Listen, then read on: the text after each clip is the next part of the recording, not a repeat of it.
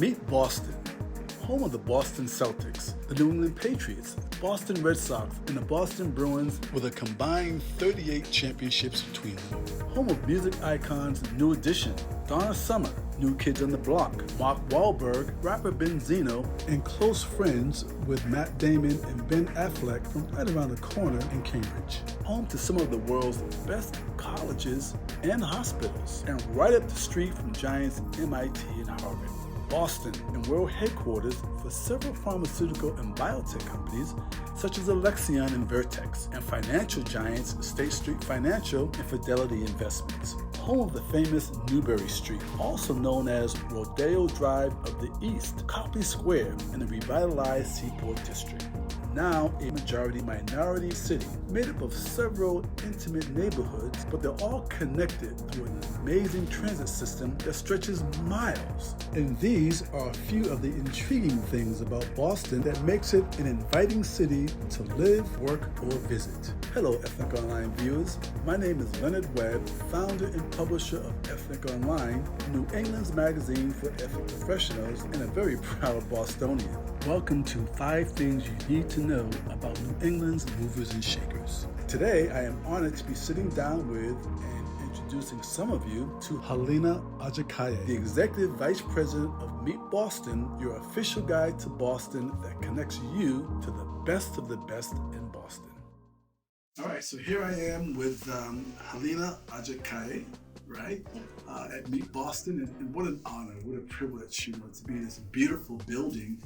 And I can't thank you enough for the time, just carving out time to do this 5 and 5. So thank you so much. My absolute pleasure. Thank you for having me. Yeah, and I want to maximize your time. So can we get right into these questions? We'd love to. My Ethnic Online viewers are just ready to hear this, right? So here we go. So Hilina, our first question, how long have you been at Meet Boston, and what is your current role here? Yeah, I've had the pleasure of doing this role for 4 years now, in my 4th year as the executive vice president. So I get to, not only kind of carve out a new narrative for a 40-plus-year-old organization, but I get to do it in my own way. Growing up in retail, I've always been passionate about building teams and changing narratives. So it's an absolute pleasure to be here in this role, leading this team for the city of Boston. Wow, 4 years, huh? Yeah, it's in my 4th year. What is the goal? What's the mission of Meet Boston? And I'm asking because I'm born and raised in Boston. I'm just passionate about Meet Boston, right, because of what I've seen. But what is the mission? What's the goal? Yeah, we have a unique and really privileged opportunity to market the city of Boston, both for the domestic traveler, for the global traveler, international being a big part of what we market to. And we want people to visit Boston. So, it's about getting visitors here as the 3rd largest industry in the city of Boston, really in Massachusetts and greater Boston. We have this unique opportunity to bring $15+ billion into the city and infuse the economy in a very unique way. And that's what we do every day. So the 3rd largest industry in Boston is? Arguably, it's travel and tourism. 3rd largest? Absolutely. In Boston? Absolutely. Wow. And so, and that's your space? That's our space. We are the official destination marketing organization that markets Boston throughout the world. And folks come here for different reasons, whether it's education, right, whether it's, pharma, right, whether it's just to visit. They come to Boston for many, many different reasons, and we are making sure that they come here and they enjoy it. Boston is unique in its iconic kind of, assets that we have.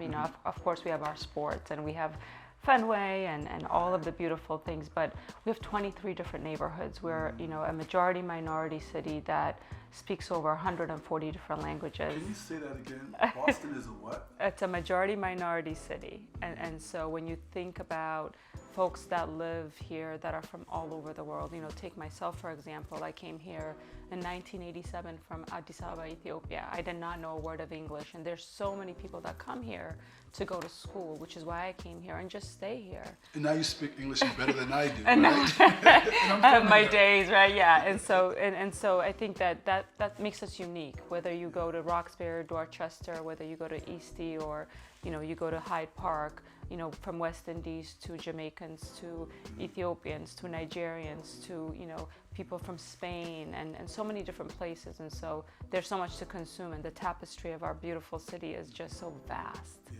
So vast, yeah. I just want to make sure that the viewers really captured what you said. Right. When you think about Meet Boston, it's just not the downtown areas. You referenced the 23 neighborhoods that make up Boston. Absolutely. But you also... Yeah, absolutely. We market every crevice of the city. That's always been, I think our go-to-market strategy, specifically, to be honest with you, pre-pandemic. I think it was in 2020 when we did the All-Inclusive Boston campaign. And the ask from the city of Boston, then our Mayor Walsh, was how do we change the narrative of Boston? I've had folks tell me, well, you live in Boston. We didn't know that there were people of color in Boston. And at the time when the pandemic happened, Mayor Walsh not only, addressed the pandemic as it was COVID-19 and what it, kind of transformed into, but he also, called racism as a pandemic here in the city of Boston. And this kind of campaign that came about, which is all inclusive, was about addressing and changing the narrative that we want to be a different Boston. We want to be a Boston where there is definitely different people that live here. When you think about Black joy and Black resilience and people from all different countries, people live here. And so we went on that journey to do that campaign with a few partners in the city, and that work has kind of been the springboard and really has spilled into how we go to business as an organization, so that we tell the full story of Boston and who lives here and who visits here, and that's important to us. Right. That's important to us. So I think you're looking at my notes, right? Because, potentially. Because that was kind of my third question, right? And you just kind of touched on it. Yeah. How do you and your team go about, executing your goals for Meet Boston? I think we're a marketing organization. So if we're going to market the city of Boston, we want to make sure that the people that live here really are a part of that story. When you think about the fact that we're a membership organization, when I joined Meet Boston, we had a very healthy membership. So folks are a member of Meet Boston so that they could take advantage of all of the visitors that come here, whether it's meetings or conventions or, RFPs and contracts. And we had a very healthy membership organization, but we've kind of dialed back a little bit, and we took a good part of 2022 and in 2023 launched a new membership kind of value proposition and ROI driven partnership where we're now a membership that has turned into a partnership. It's not about being a member. A member is like very exclusive and you have to have all of these, but partnership is about taking advantage of the visitor economy, whether you're, a hotel, a restaurant, or an entrepreneur. And so that's what's critical about it, and that's how we kind of go to business, to make sure that everyone has a say and everyone is a part of this visitor economy. Come here as a visitor and see a version of your culture, and we have so many to show you. In order to do that with a partnership model, we wanted to make sure that Black and brown businesses are represented, Latino, LGBTQ, veteran, and the Asian community. And so our membership right now, which is a partnership, we have members of Meet Boston that never even knew that we had a partnership model where you can become a partner of Meet Boston. So including me. Including you, Leonard, which is such a pleasure, such a huge, important part of what we do, and making sure that we have, kind of a portfolio that's representative of the city. Share with the Ethic Online viewers, 2 or 3 of your success stories, based upon your mission and your goals the past 4 years. Yeah, I think, when I think about how fast the last few years have gone by, it's been such a pleasure. And I think that success to me is that I can go into a room in any neighborhood and folks know what Meet Boston is. There was a time folks didn't know that we had even a membership, meaning when I say Black and brown, communities. Right. We've launched, as I said, the partnership model, which really has brought in over 94 new partners that have never been a partner of Meet Boston, that are from all different backgrounds and neighborhoods. So I think that's successful, because when you have more ideas and more people at the table, you kind of conserve the visitor economy intentionally. The other is workforce development and supplier diversity. I think that's an initiative that we kicked off actually this year. It's been front of mind for a very long time, and specifically post-pandemic, the industry's workforce development was really recovering at a very slow rate, and that's not unique to our destination, but also taking a layer deeper into, who is in the workforce, who is actually serving in not only service roles, which are very, very important, but also in the boardroom, so managers and directors and executives alike, making sure that there is a workforce that is representative of our community. And then on a supplier diversity perspective, we have meetings and conventions scheduled on the calendar, definites, until 2039 at the convention center, and our team. What? Exactly. So 2039. Yes, sir. Yes. So we have a long way, and we're still booking things. So when you think about supplier diversity, when meetings and conventions come into the city of Boston, they infuse our economy in a very intentional way. And so how are we making sure that transportation companies, caterers and restaurants, and folks that do security, folks that do simple things are a part of the supplier diversity database? So Meet Boston is making sure that we have these go-to businesses that are ready to take advantage of the visitor economy from a supplier diversity perspective. NAACP was here Correct. a couple of months ago, Yeah. in July. Yeah. And do you make your members aware that they're coming Absolutely. to Boston Absolutely. so that they now have an opportunity to do business or partake in some type of a role?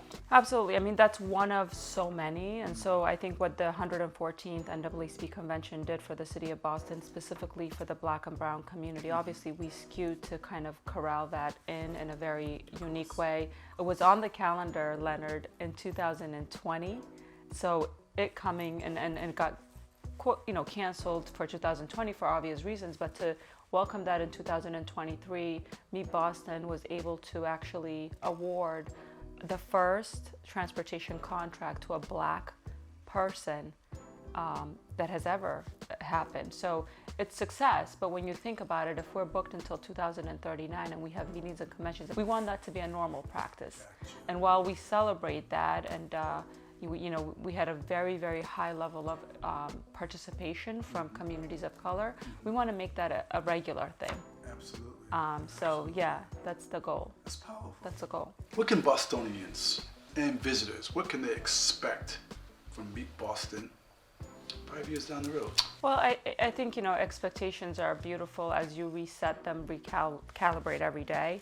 We want a healthy destination where people that live here are happy, are genuinely feeling like they're a part of our story and how we go to business. And I talked about some of the ways that we can make that happen for entrepreneurs and business owners and really consumers. And so we want to see folks in the Seaport enjoying themselves that live in Dorchester or Roxbury, and vice versa. We want to activate the full city. What you can expect is that I think this organization will be intentional about telling the full story of the city of Boston and greater Massachusetts. And they can expect that, there's definitely a lot of consumables here, from attractions to food to arts and culture, and people from all different backgrounds, not to mention academia. We have international students that come here from all over the world. We're the home of, medicine. When you think about Moderna, when you think about, so many places. So I think we want people to know that we have so much to offer.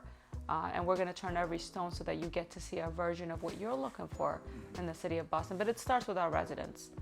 We want to make sure that they feel as proud, and we're telling an authentic story, and that it's not just actors on Instagram telling you it's the best place to be. We want residents to tell us that. A little embarrassed because I'm from Boston, but didn't know how powerful Meet Boston was in the work that you do. Because there's a lot of, outreach, to members and vendors to do business. Right. I think oftentimes we miss that piece of it, in addition to you making it a welcoming city to Bostonians and people from around the world. So it's like a twofold approach that I think oftentimes is missing. But we're going to give you a bonus question. Oh, yeah. Okay, we're going to give you a bonus question, Thank right? You're the executive vice president. And from what I understand, you are the first African-American Black executive vice president at Meet Boston. What are you currently passionate about? What do people don't know that you're passionate about? Oh man, as an immigrant, and thank you for asking me this question.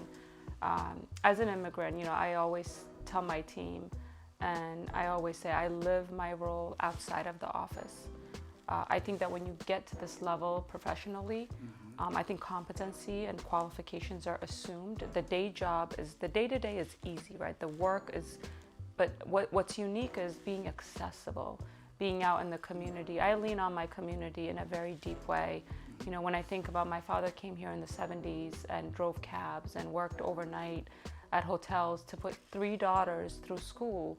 And so I come from a very humble background where, I'm very, very entrenched in the community. So what I'm proud of is that I can call anyone in the city of Boston within any community. I meet people every day, and that fuels me to be really, really authentic in the work that I do. I think progress is measured in results, and I always say, if I can't make you feel good from a moral perspective, if I can't say to you, hey Leonard, you're now a member of Meet Boston, and because of that, at the end of the year, your P&L is healthier. It's about money, right? We talk about economic development. So those are the things I'm proud about. I'm proud to be in the community, to be a Black woman, to be an immigrant. I stand in it. I love it. And it's what gets me up every day as a woman, yeah. Awesome. This has been absolutely amazing, and I know my viewers are just sitting back and they're going to look at this again and again and again just to capture the essence of this. This has been awesome. And I can't thank you enough for your time, your input. It's amazing. No, thank you so much. And I'm sure my viewers will enjoy it as well. Thank you so much, and we'll see you next time.